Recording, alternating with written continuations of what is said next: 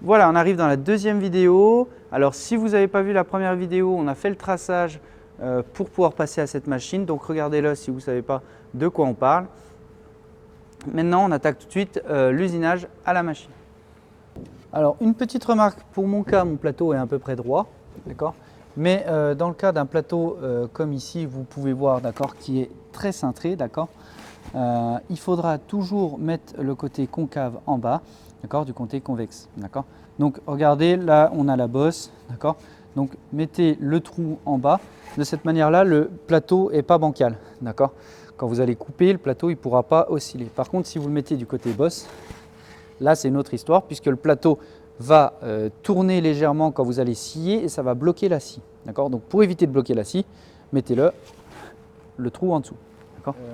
Moi je vous ai dit, dans mon cas, j'ai mon plateau qui est à peu près relativement droit, donc peu d'importance pour moi. Alors une petite astuce que je vous donne, là vous voyez que mon plateau, si je le plaque contre le guide, il ne va pas être tout à fait droit. Donc la petite astuce, ça consiste à être à peu près perpendiculaire à l'œil par rapport au trait que vous avez tracé tout à l'heure, et mettez une petite cale de bois juste derrière, d'accord, ce qui va vous permettre de maintenir le plateau en cette position et éviter que le plateau bouge. Concernant la sécurité à cette machine est essentiellement tournée autour des mains, bien sûr du casque anti-bruit, des lunettes et des gants, d'accord. Ce qu'il faut savoir, c'est que vous allez tenir la machine par ici, d'accord. Le bouton pour appuyer et lancer la machine est juste au-dessus, d'accord. Donc vous tenez et avec le pouce, vous pourrez appuyer sur le lancement de la machine. Par rapport au coup de poing d'arrêt d'urgence, il se situe juste ici le coup de poing d'arrêt d'urgence, d'accord, en dessous de la table, de manière à être assez accessible. C'est une machine qui met longtemps à s'arrêter, donc il faut être prudent, et surtout attendre bien d'avoir repoussé la lame jusqu'au fond avant de toucher le plateau ou la chute qui serait éventuellement gênante. Ce que je vous propose, c'est qu'on va faire la première partie, c'est-à-dire le tronçonnage de mon plateau pour enlever la chute, et cette partie s'appelle donc, comme vous l'avez compris, l'affranchissement. Je reviens tout de suite, je vais allumer l'aspiration et on se retrouve après.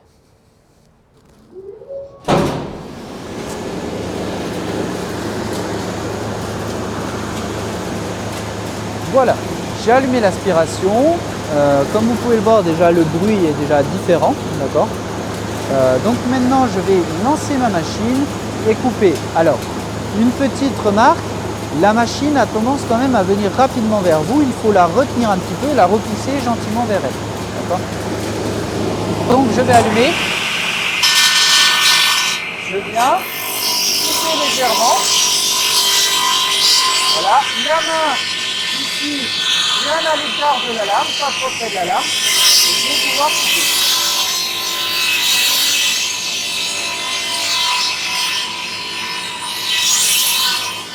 Je repousse bien jusqu'au bout ma lame, d'accord.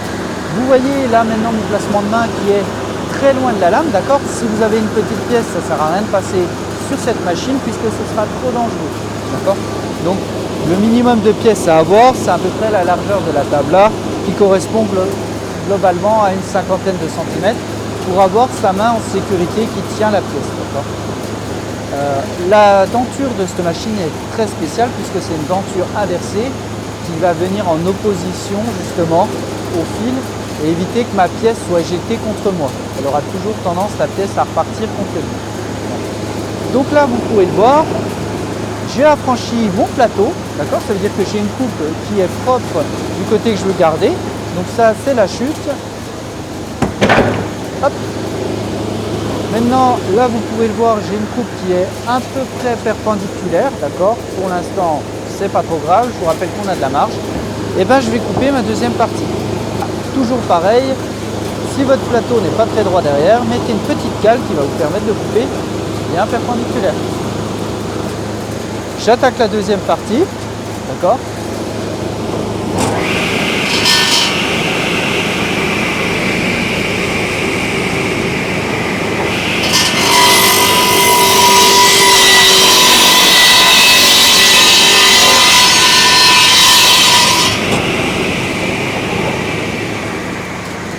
Voilà, là comme vous pouvez le voir, j'ai bien ma longueur de 380 avec mes pièces qui sont dessinées dessus.